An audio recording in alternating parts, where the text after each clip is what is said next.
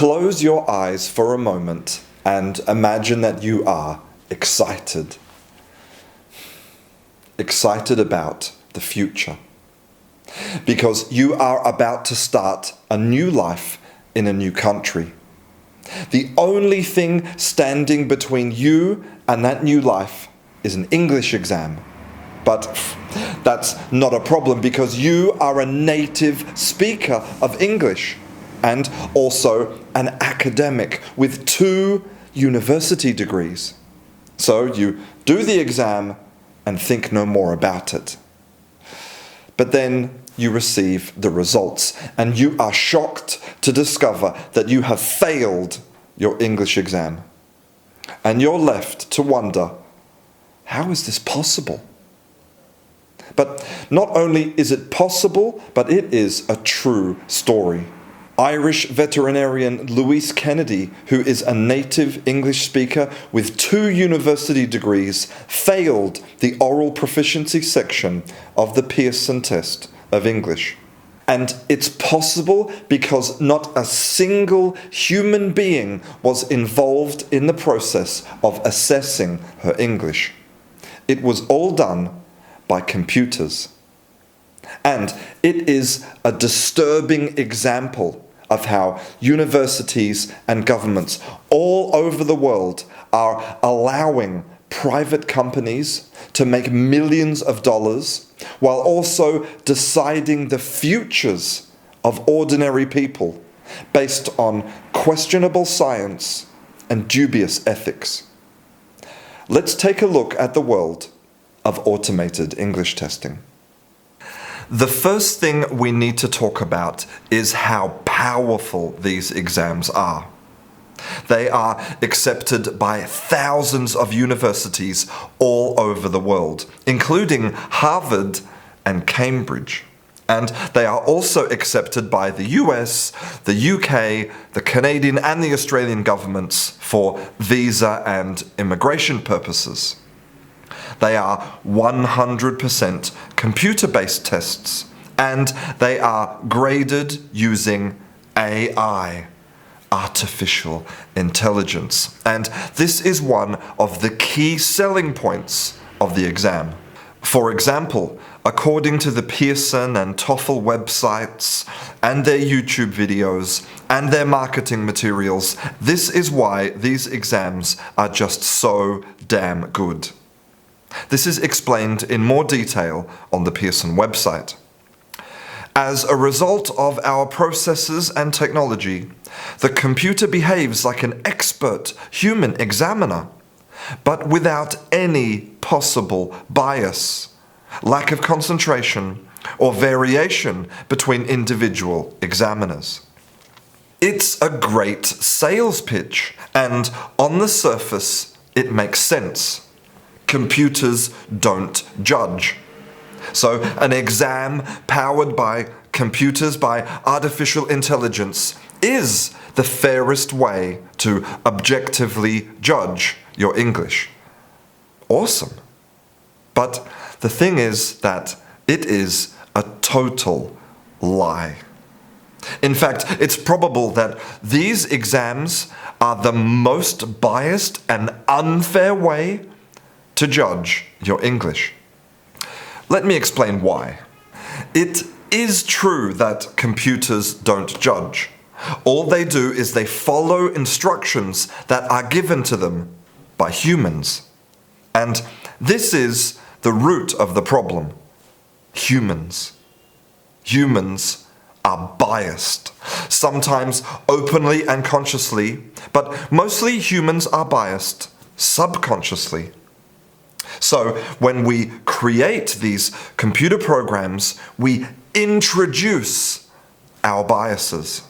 And then along comes artificial intelligence and it makes the problem worse. It amplifies those biases. Bias amplification in machine learning is a known problem and a very difficult problem to solve. And some of the most advanced companies in the world have fallen victim. In March 2016, Microsoft launched a chatbot on Twitter designed to have AI conversations. And within hours, it was tweeting racist, homophobic, and misogynist language. In November 2018, it was discovered that Google Translate was misogynist, choosing male pronouns for doctors and hard workers, and female pronouns for nurses and lazy people. In October 2018, Amazon closed down their AI recruitment assistant after it was proven to be sexist. And in a more serious example, AI software used by the US government incorrectly predicted that black people were 77% more likely to commit a crime in the future compared to white people. So where did all these biases come from? They came from the input data, from the humans. And then the AI picked up on those biases and amplified them. So, saying that just because a test is powered by AI, that it is without any possible bias, is pure deception. Okay, let's start to ask some really important questions. The first one is, what evidence do we have that, for example, Pearson's claim is true, that it is the most unbiased English test? Thankfully, Pearson has made lots of research freely available on their website so we can independently evaluate their claims. So let's have a look at some of the research here. So this one here has been published by Pearson and it's not peer-reviewed. The same with this one here, published by Pearson, not peer-reviewed. The same as this one here, again, published by Pearson, not peer-reviewed. Okay, so here's one published by Macquarie University in Australia, and, well, it was paid for by Pearson. But anyway, let's have a look. So it actually does show that the researchers found bias in the Pearson Test of English, but that Pearson couldn't give the researchers any more information about why, for security reasons. Remember that this is a test that they claim is without any possible bias. Okay, well, let's have a look outside the Pearson website for some independent, peer-reviewed research that shows if the exam really is unbiased and fair.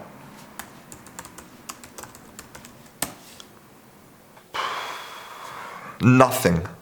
And this is the first thing that should worry anybody with a genuine interest in fairness and equality. Universities and governments all over the world handing control to private companies of the lives of ordinary people based on unproven, untestable marketing claims. Okay, let's ask another really important question. Who are the people who train this algorithm, and how do we know that they are not biased? Thankfully, Pearson have actually provided a lot of detail about how they originally trained their algorithm in this paper on their website. And this is where things get really interesting.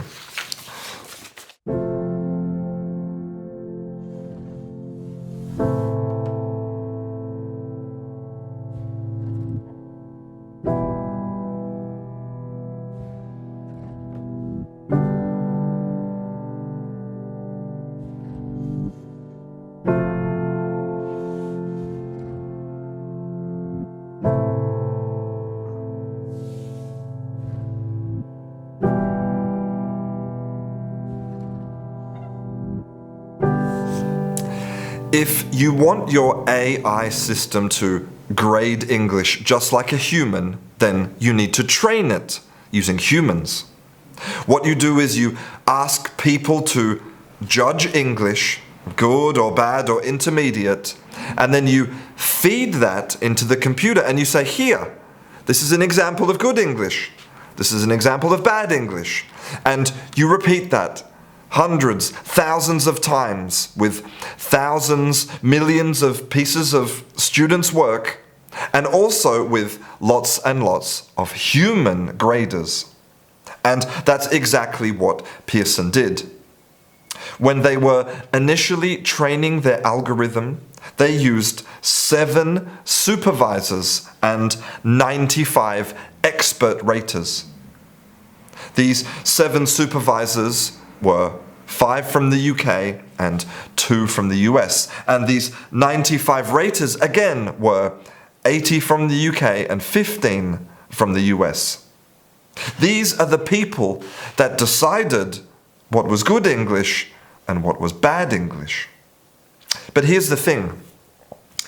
These raters had to agree with these 7 supervisors 80% of the time, or they were eliminated from the program. So that means essentially that all of the training in Pearson's artificial intelligence was decided by 7 people. 5 from the UK and 2 from the US.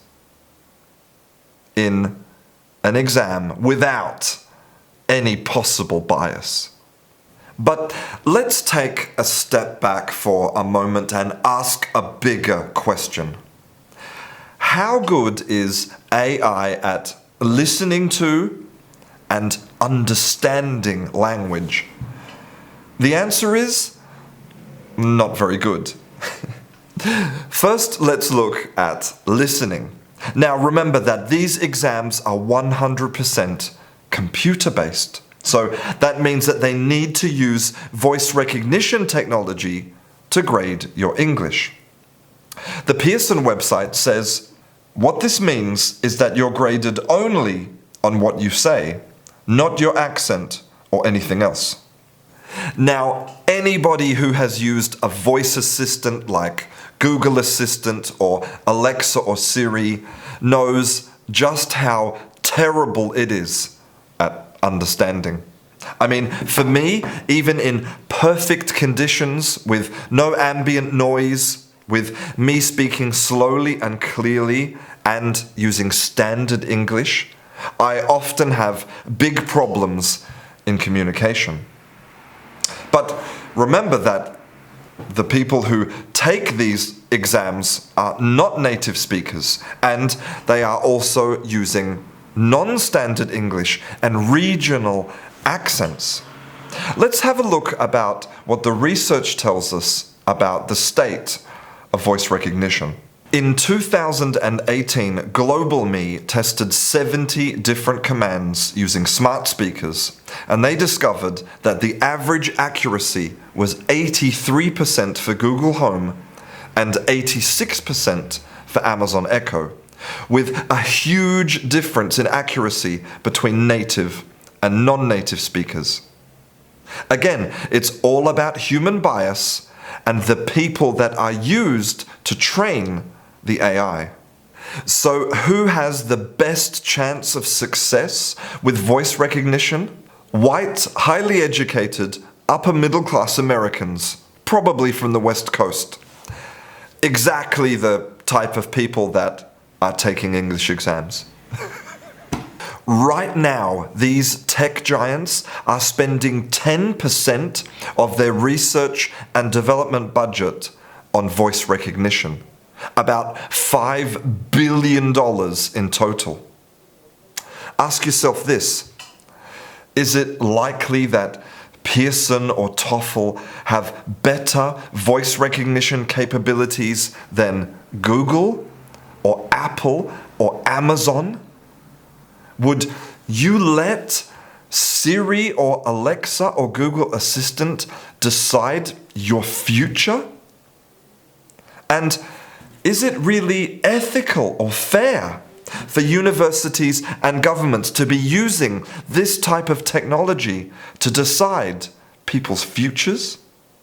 Now let's look at the second part, understanding. How good is AI at understanding the meaning of language? Well, according to Pearson, they use a technology called the Intelligent Essay Assessor, and the TOEFL exam uses E-rater. And the research shows that these systems correlate with each other, and they also correlate with expert human raters. So that means that they generally are all in agreement about what is good English and what is bad English. But there's a problem. These AI systems don't actually understand meaning. All they can do is look at how the words that you write relate to each other. And based on that, they can give it a score.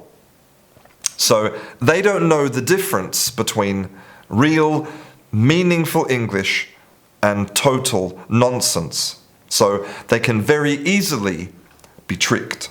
Dr. Les Perelman from MIT was so angry about the use of automated scoring systems that he wrote a computer program called Babel. Basically, you enter 3 keywords, and with a click of a button, it produces an essay. The essay makes absolutely no sense, but because it uses the right type of words, you can use it to get a perfect score in automatically scored tests. And since the Pearson white paper seems to suggest that the speaking part of the exam doesn't actually look at the content of your speaking, only the sound of your voice, it's possible that if you talk nonsense with the right type of prosody, you could also get a perfect speaking score. And there's one final thing about removing humans from the equation, and that is non-verbal communication. Things like facial expressions, hand gestures, eye gaze, posture. All of these things are essential to good communication, and these types of exams consider none of them. Now, it might seem unfair that I'm picking on specific exams when there are other exams out there that offer a similar product like IELTS. But at least those exams, which are far from perfect, have the decency to provide the one thing that language requires: a human being. I want to finish by talking about a much larger question, which is the usefulness and morality of the way that we use these exam results. People who want to use these results as a barrier to the entrance to universities love to talk about the correlation between high English exam results and high GPAs. The thing is, not only is that not true, but it's also logically flawed. If there was a correlation between your grades and your level of English, then all native speakers would graduate university with perfect marks. And of course they don't. And the same logic applies to those people who want to use these exams as a barrier to immigration. Again, if your level of English showed what kind of person you are, then we would have no native speakers who were criminals or lazy or stupid, when obviously that isn't the case. I wonder if the CEOs and employees and administrators of these testing companies and universities and governments would be willing to put their futures on the line based on the results of this type of exam. I think it's vital that every institution, public or private, really takes a moment to think about what it means to have a future and what it means to take somebody's future away. just because the computer says no. I'm Christian. This is Canguro English. I'll see you in class.